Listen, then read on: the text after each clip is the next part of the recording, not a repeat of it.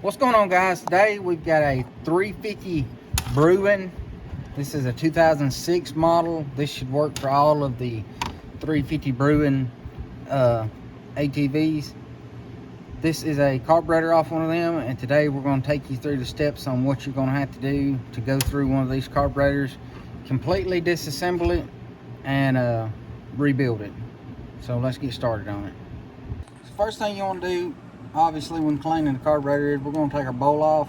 Now, I've done broke these screws loose. I like to use this small screw gun because it makes it faster.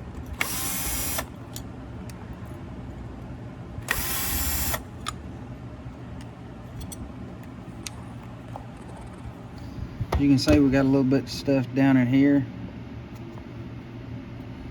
Not terrible, we've seen a lot worse before. Just gonna set all this over to the side. We do have a Phillips head screw here that we need to take out to remove our floats, and then we do have one underneath here that holds our seat in place.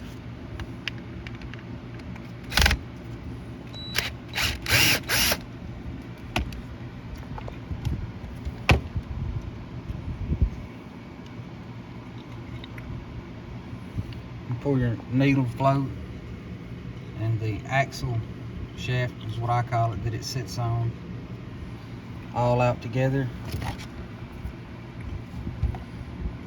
You got this small Phillips head here.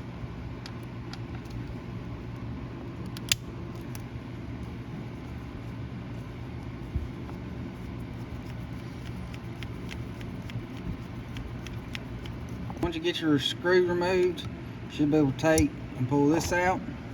This is your seat. Not all carburetors have a removable seat, but most of your Yamahas do.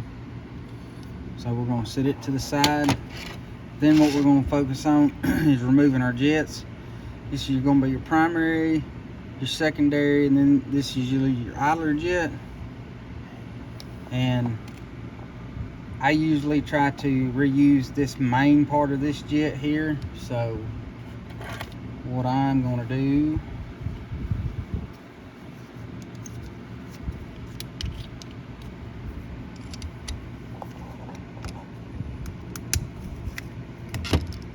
is take this out and then break that loose.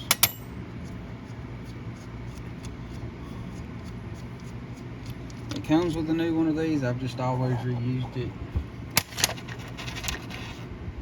I'll set this to the side to check the measurements with my new ones just to make sure everything looks correct.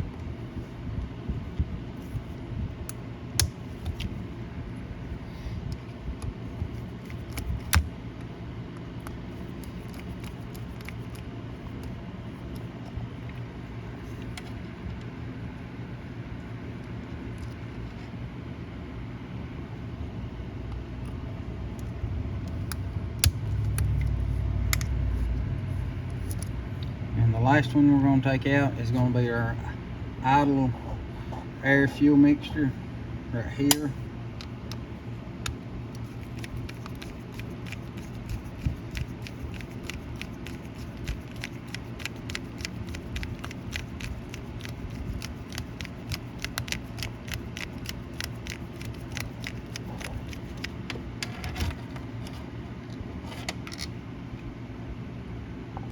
Now when removing this idle air fuel mixture screw, you're going to have a spring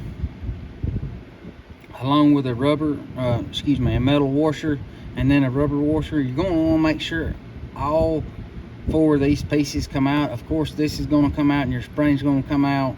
These two right here is usually what gets stuck, and what I have found in the past that works best about getting these out is just a piece of welding wire that has a small bend at the end of it. It usually works best about going in here and being able to hook it and pulling it out. We got our jets removed. What we're going to do is take off our accelerator pump and be very careful because there is a spring underneath here that will send all these pieces flying. And usually this is stuck, so There's your spring. Set it off to the side, and here is going to be our accelerator pump. You want to be very careful with this because we do not want it getting tore. As you can see, it is kind of stuck. Just ever so carefully remove it.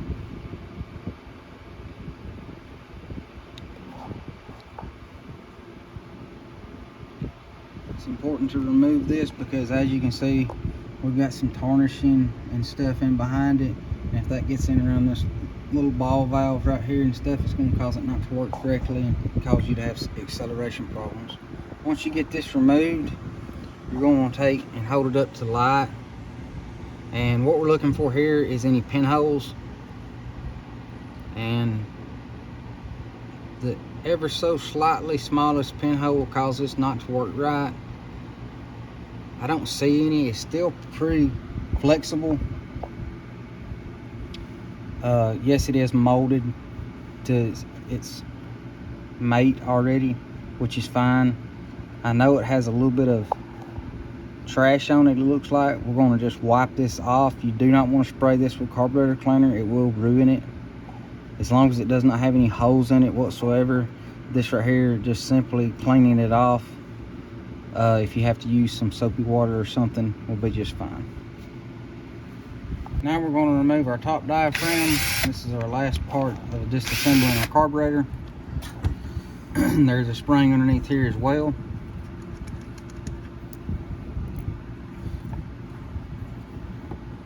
Right here. And the same with this diaphragm as well. You're just wanting to examine it to make sure it does not have any holes, tears, or anything. Holding it up to the light to make sure it doesn't have any pinholes in it. As long as it looks fine, if you feel like it needs to be washed off with some soapy water, that's fine as well. Do not spray this with carburetor cleaner. You can take and wipe this down right here with a rag to get this clean and replace this needle if it needs to be replaced. Other than that, we're going to set this to the side, and our carburetor is completely disassembled and ready to be cleaned. Okay, so now that we've got everything disassembled here, one of the things that I've found over the years that helps with cleaning these carburetors, and I've done my fair share of them, is a rotary tool like this. Helps out a lot. Now, it is very important to wear safety glasses while you're using one of these because these little bristles here like to come off. All the parts and tools and everything that I use will be listed down in the description below, as well as some new merchandise that we've started offering, so be sure to check that out. All the parts and tools is listed down to these little wire brushes and everything that I use, so you don't have to go looking for any special tools or anything like that. I know how aggravating that could be. Everything's a click away. These things right here make cleaning the carburetor daylight and dark, from having to use small picks and Q-tips and things. I clean my carburetors from the outside in. You can use these right here to get down in some of the hard to reach places to clean in there and everything. Use your bigger ones to do here. Use these to get down in here into some of your bowls and everything. And then once we're done, we're just going to rinse everything off our carburetor cleaner. And if you want to, you can spray everything, blow everything out with air. We'll set it and let it dry, and then we're going to go back to reassembling. Now, when it comes to cleaning these out right here, you're not wanting to stick nothing down in here to bore these out and clean them out. Just simply spraying them out with carburetor cleaner, cleaning around the edges. We're not wanting to do anything to take any material off or anything like that. Doing that could cause damage to your carburetor, and then it won't be any good. So a simple just running a brush around to clean off some of this right here is fine, but we're not wanting to shove this down in here to bore any of this out, because this right, a lot of these carburetors work off airflow and different things, and when you go to messing up the airflow and boring stuff out, making it bigger and things like that, you're messing up the carburetor to work on the machine, and then this right here becomes a boat anchor, paperweight, and it's no good to you anymore. So keep that in mind whenever you're cleaning these. Be very careful around these vital areas. We're running this on low speed.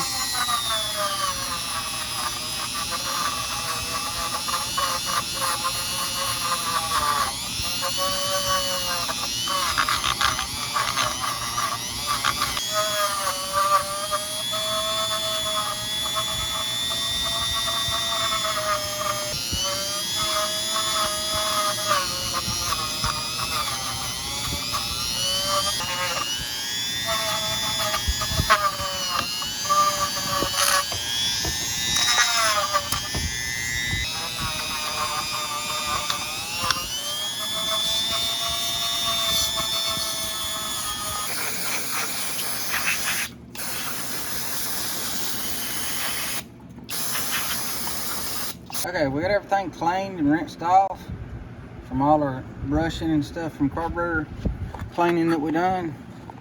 So now it's time to reassemble, and we're just gonna go back together the same way we did, same way we took everything apart. So we're just gonna start with our accelerator pump.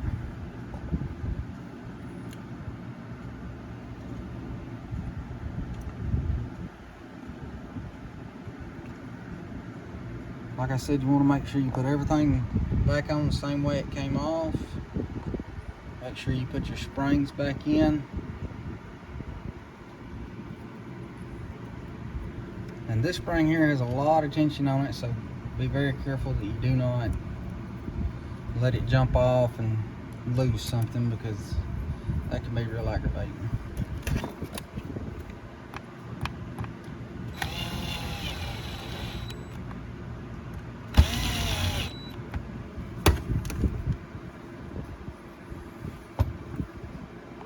Now that we got everything flipped over, we're going to install this main part first.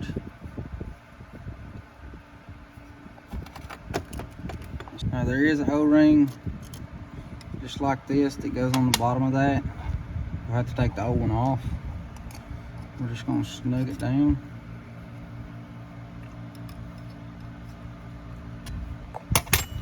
Now, you don't want to get these two mixed up.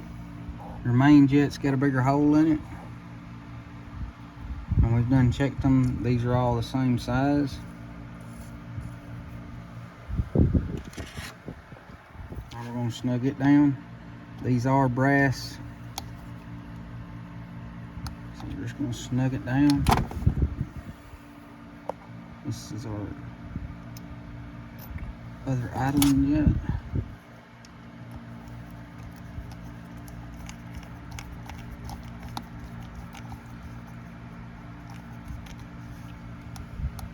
Snug it down, and this is our secondary.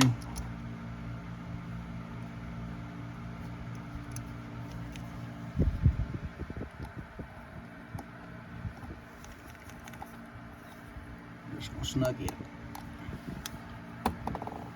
Now it's time to reinstall our new idle air fuel mixture. We got our spring, the metal washer, and then the rubber washer. So it should look just like that right there. And it goes in right here. Now what you're going to do with this is you're going to run this all the way down. Once you get it all the way ran down on this, the setting I like to put these on is that's all the way down. I'm not going to snug it. I back it off 2.5 rounds. 1, 2.5. That's always worked really good for me on all my carburetors that I've messed with. Yamaha, Honda, Suzuki, whatever. That's always worked really well for me. I've never had to mess with them again usually. So now it's time to move on to our needle and seat. Now I've got a little bit of grease around this just to help it slide in there, because this is a rubber O-ring around this. If you don't have any grease around your house, go inside and get some of your wife's Vaseline. Put on that, works just as well. Just gonna need a very small amount. Helps that pop right in there with no effort at all.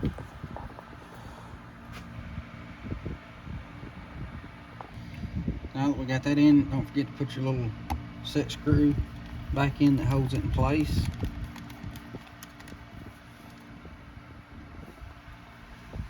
And then we got our floats with our little axle with the floats right on.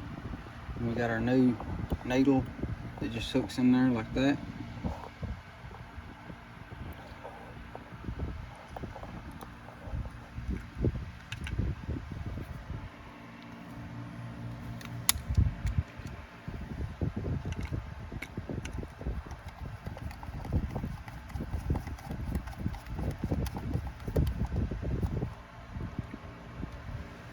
Now, a way to check this to see if it's working correctly, you can take and blow air into this right here where your gas flows in at while holding this upside down, and work the floats up and down with your finger, and pushing them up will close them off.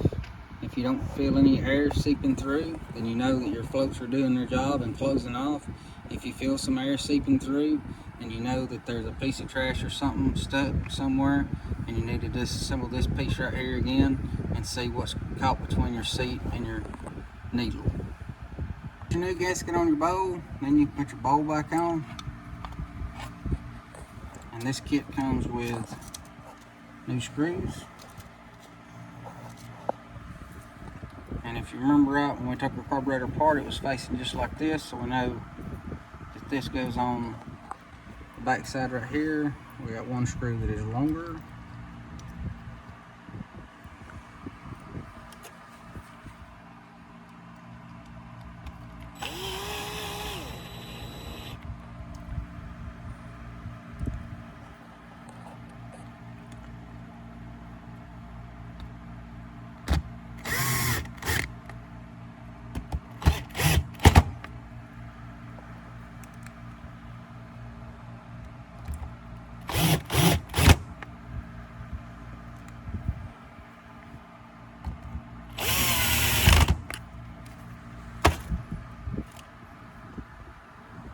Now you got your bowl on, now it's time to reinstall your diaphragm. You want to make sure that it goes down in the hole right here, so your needle goes down in there like it's supposed to. And it's time to put your spring back in place along with the top cap. It has a button on top that it goes on.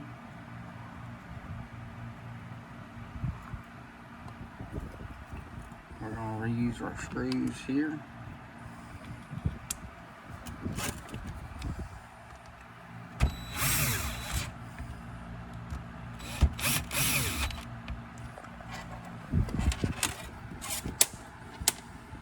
Alright guys, that right there pretty much sums up this video. If you find videos like this helpful, don't forget to subscribe to our channel here at Crank It. We appreciate you guys following along, and we'll catch you guys in the next video.